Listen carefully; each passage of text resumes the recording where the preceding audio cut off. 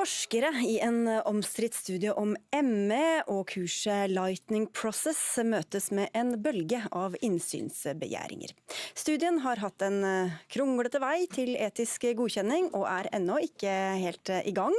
Men i avisa Krono forteller flere forskere om hvor mye belastning og merarbeid alle disse kravene om innsyn medfører. Du er en av dem, Silje Reme. Du er professor i psykologi ved Universitetet i Oslo. Du forsker på ME og er en av dem som står bak denne LP-studien, som det kalles, Lightning Process. Hva er det dere blir bedt om å levere ut? Altså, aller først vil jeg si at åpenhet i forskning er utrolig viktig, og de siste årene så har vi sett en dreining i retning av mer åpenhet, mer transparens. Det bidrar til at forskningen blir bedre kvalitet, mer reproduserbar.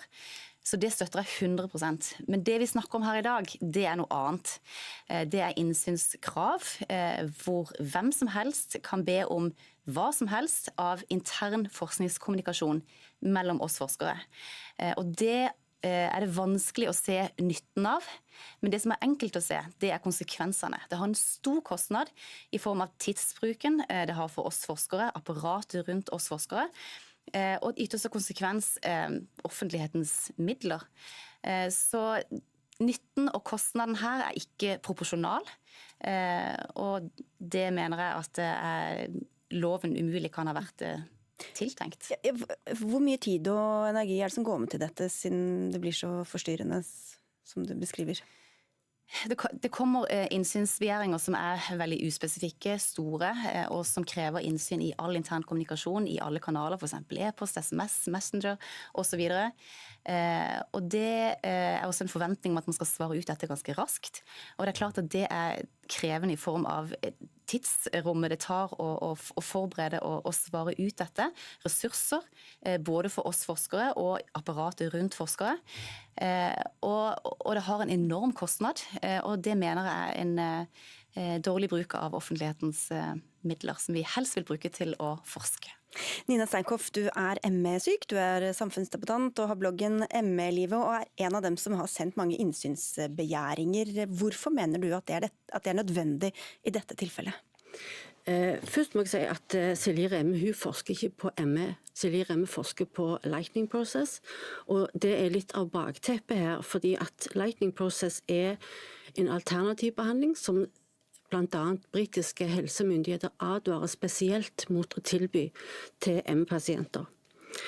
Disse innsynsbegjæringene har avdekket en rekke kritikkverdige forhold i prosjektet. Studien er rigget for et positivt resultat. Den er befengt med økonomiske interessekonflikter, og i søknad om etisk godkjenning så har forskerne unnlatt å opplyse om svært alvorlige mulighet for bivirkninger av denne metoden. Derimot så har de via et helt eget avsnitt hvor de sverte og danne et fiendebilde av pasientgruppen. Jeg kan til dels forstå at forskerne ikke ønsker at disse tingene skal bli kjent, men når det gjelder arbeidet med å gi innsyn, så stusser jeg litt, for min erfaring med innsynsbegjæringen når jeg har søkt innsyn hos disse etiske komiteene, så er det sekretariatet der som har hatt den praktiske jobben med å sende meg dokumenter. Og jeg har brukt innsynsretten til å søke i innsyn i offentlig tilgjengelige dokumentasjoner. Og når det gjelder Vi bare tar dette litt med Reme som ble sagt her, fordi det er jo en omstridt studie som gikk gjennom, først så fikk den nei, og så fikk den ja med dissens i den nasjonale forskningsetiske komiteen. Hvorfor skal pasienten egentlig stole på at alt går riktig for seg? Altså først vil jeg si at jeg har jobbet i dette feltet både som behandler og som forsker i over 10-15 år, og jeg har møtt mange med pasienter som har vært i en fortvilet situasjon, og som ønsker hjelp. Og det er min motivasjon for å gå inn i dette forskningsfeltet, og bidra med den kunnskapen som jeg kan, for å bidra til at vi kan få en større forståelse og bedre behandling. Og når det gjelder den omstridte studien og behandlingen, så bunner jo det i at det er mange historier om dramatisk tilfriskning. En av de har sittet her i Dagsnytt 18 for en tid tilbake og fortalt sin historie. Vi kan lese om Emilie i aviser som var sengeliggende og hadde sondernæring, og som på kort tid fikk en dramatisk tilfriskning, og som nå er på landslaget skiskyting. Og disse historiene er det mange av, og de gjør meg som forsker nysgjerrig på hva er dette. Hvis man som forsker ikke blir nysgjerrig på dette, så er man ikke en god forsker, og det er bakgrunnen for denne studien vi har. Vi skal jo ta det litt overordnet også her, men Steinkopf, hvor mye tid og ressurser mener du forskere skal bruke på å vurdere og svare på innsynsbegjæringer i stedet for å forske? Det har jeg ingen formening om, men denne debatten om innsynskrav, det er en avsporing, mener jeg. Jeg mener at denne studien kommer til å ha negative implikasjoner for ME-pasienter i lang tid fremover. Og det er spesielt fordi at NAV skal rekruttere deltakere. Vi vet at ME-pasienter er spesielt sårbare i møte med NAV, hvor det stilles ekstra strenge krav, og det er krav til behandlingsmetoder som kan gjøre pasientene syke. Og derfor så er det vi er ekstra sårbare i denne studien her. Vi skal ta med deg også, vi har to til som sitter klare her. Benedikte Moltemyr Høgberg, du er professor ved Institutt for offentlig rett ved Universitetet i Oslo og ledet åpenhetsutvalget og har sittet også i en sånn regional forskningsetisk komité i mange år. Kan du forstå at det oppleves slitsomt for forskere å bli møtt med så mange innsynskrav? Jeg kan forstå at det er slitsomt å bli møtt med innsynskrav, og at det er tidkrevende. Noe av utfordringen i denne saken er at dette er en veldig polarisert konflikt, hvor det har vært mye motstand fra ME-syke mot prosjektet. Og når man da går inn og leser det som er forskningsprotokollen til prosjektet, så er det fortsatt veldig vanskelig å få tak på hva det egentlig er dette prosjektet går ut på. Det er ganske ullent. De får tilbud om et 3-dagerskurs som skal gi en type selvbevissthet, men vi får veldig lite informasjon om dette. Og etter de kravene som helseforskningsloven stiller, så skal man jo kunne gjøre en vurdering ut av forsvarlighet for prosjektet. Det var dissens i den nasjonale etiske komiteen da dette ble godkjent. Og det er også da en forutsetning at offentligheten må kunne etterprøve og forstå hva det er disse forskerne ønsker å forske på. Absolutt, helt enig. Og alt ligger åpent ut i studien. Protokollen ligger åpent, manualen ligger åpent, alt ligger åpent. Og man kan alltid kritisere forskningsdesign, og ting kan alltid være gjort bedre. Men vi har fått godkjenning i alle bøyer og kanter. Jeg tror ikke noen studier i Norges historie har vært så mye vurdert som akkurat denne studien. Men det vi egentlig diskuterer her, det er jo ikke innsyn i offentlig forvaltning, for der tjener jo loven sin hensikt. Det vi snakker om her, det er jo innsyn i intern kommunikasjon mellom forskere. Skal kommunikasjon som du og meg har på e-post eller SMS eller på Messenger, skal det være fritt tilgjengelig for hvem som helst å kunne be om når som helst? Og dette har også relevans utover ME-feltet, ikke sant? Fordi at hvis det er en eller annen ikke liker et forskningsprosjekt som du har, Benedikte, så kan den vedkommende bruke dette som en bevisst strategi for å trenere din forskning. Og jeg tenker at loven kan umulig være tiltenkt for dette.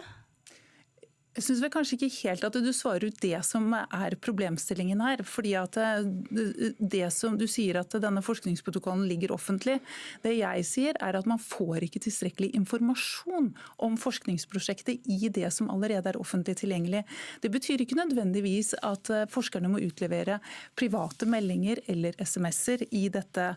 Men hvis det er det som skal til for at offentligheten skal få en forståelse av hva dere egentlig forsker på, så vil jo det måtte være informasjon som må utleveres. Vi skal få med en som faktisk er sjefen til begge av de som sitter i studio her, Svein Stølen, rektor ved Universitetet i Oslo. Du har også vært ute i Krono og vært bekymret for alle disse innsynskravene og for forskernes, eller den frie forskningen da.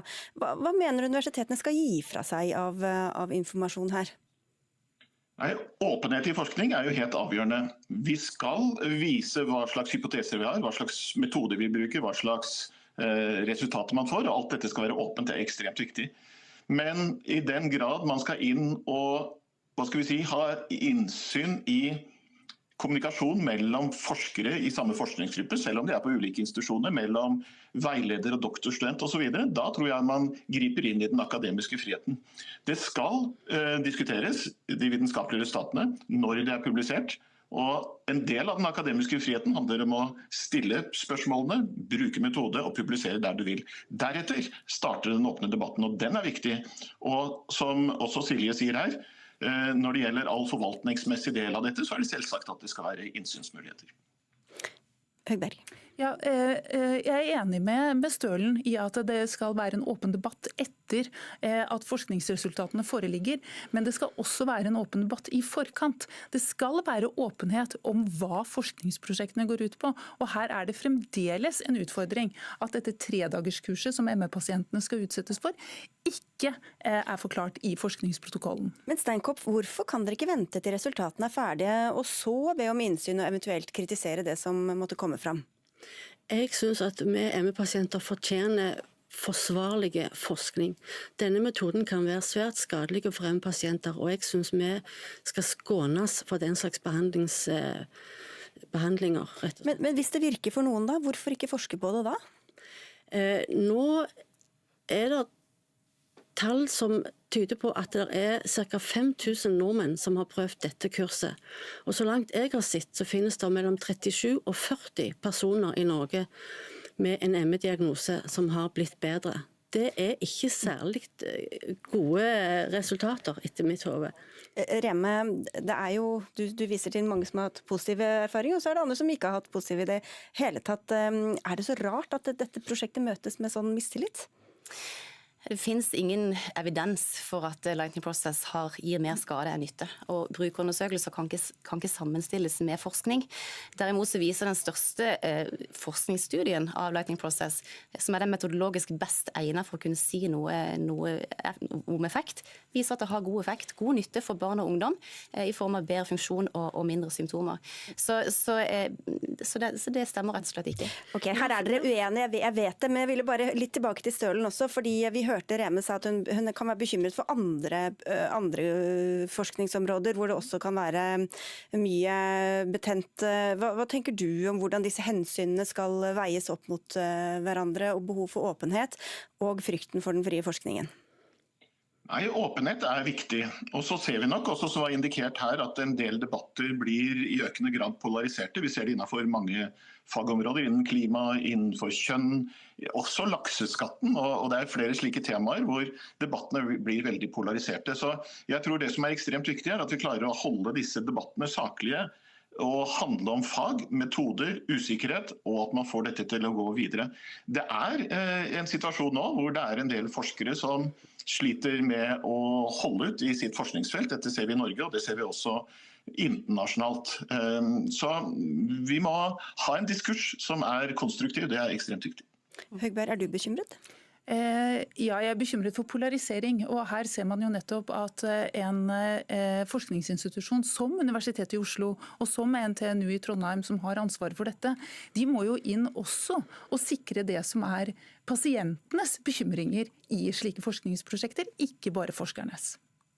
Det som er viktig er også å skille mellom pasienter og aktivister. Fordi at det er ikke sikkert at de perspektivene som representeres her representerer bredden i pasienterfaringer. Og det er veldig viktig å presisere at dette representerer ikke alle pasientene. Og jeg vil gjerne dreie debatten tilbake til innsynsbegjæringene. Fordi at nytten er ikke proporsjonal med kostnaden. Og dette vil kunne få konsekvenser langt utover ME-feltet. Hvis dette kan brukes som en bevisst strategi for å trenere forskning man ikke liker. Ja, hvis du kan svare på akkurat det, Steinkopf, er det det som er noe av prosjektet her, å hindre at forskningen i det hele tatt skal komme i gang? Nei, for mitt vedkommende så er det ikke det. Jeg er interessert i at forskning på ME skal være med solide metoder, og at forskningen skal være forsvarlig. Det synes jeg ikke dette prosjektet er. Og ja, jeg synes ikke at det er forskerne som er offeret her, altså. Nei, vi ønsker bare å gjøre jobben vår. Vi ønsker bare å få gjort den forskningen som vi virkelig tror kan komme ME-pasienter til nytte, og som kan være til hjelp. Og vi tror at kunnskap er veien videre, og det er det vi ønsker. Og da må vi få en presisering på loven i forhold til innsynsbegjæringer, så vi kan få gjort jobben vår. Ja, og så tenker jeg også at det er viktig for å forhindre den polariseringen som er mellom forskere og pasientgruppene i dette tilfellet, at man ikke ikke bruker uttrykk som aktivister. For dette har jo nettopp vært noe av det som ME-pasientene har reagert på, og som bidrar også til at man ikke tar forskningsprosjektet helt på alvor. Ja, men aktivist er et nøytralt begrep, og grunnen til at jeg bruker det bevisst er fordi at aktivister er ikke nødvendigvis pasienter. Det kan være pårørende, det kan være venner, det kan være bekjente, det kan være hvem som helst. Og de er ikke nødvendigvis representative for hele bredden av pasientgrupper, som jeg kjenner godt både fra min rolle som behandler og forsker gjennom snart 20 år. Men Silje Reme, der er altså fagfolk i dette Lightning Process-prosjektet som har forsøkt å stanse biomedisinsk forskning ved Haukeland.